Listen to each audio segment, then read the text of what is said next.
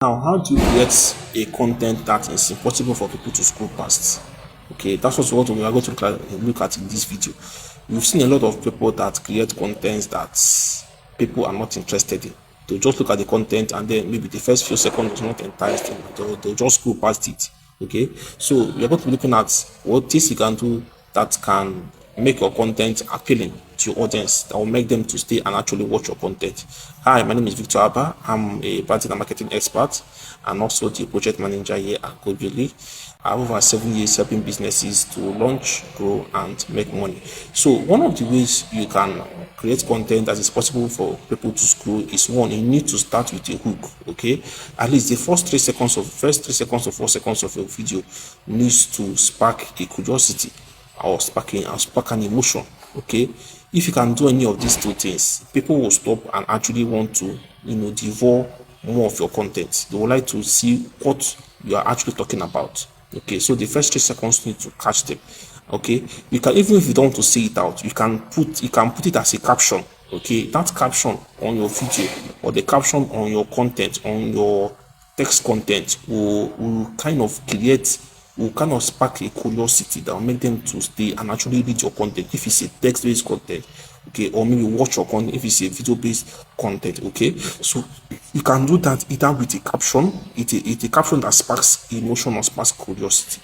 Okay, or you can do that with or in your video. You can do that through words with your video. Okay, now the next thing you can do is that you need to speak to a particular pen. Okay, you need to speak to a particular pen that or your audience may be facing. Do you understand me? You need to speak to the particular pen they are facing. Okay, maybe if they are having problem of staying consistent online, you can speak to that particular pen. Do you understand me? You can say, if you are I know that you are finding it difficult to stay consistent online. Okay, this is how you can stay consistent, or this is how you can stay consistent online. This, if you can use these strategies, you can stay consistent online. Do you understand? Speak to their pen. Speak to a particular pen that your audience are facing. How do you know how do you know this particular pen? Sometimes you can drop polls, you can drop surveys for them to fill in. Do you understand me? You can drop polls for them to to answer based on the frequency of the post. Okay, based on the results of the post, you can craft out a particular pen point. Okay, and put that in your video.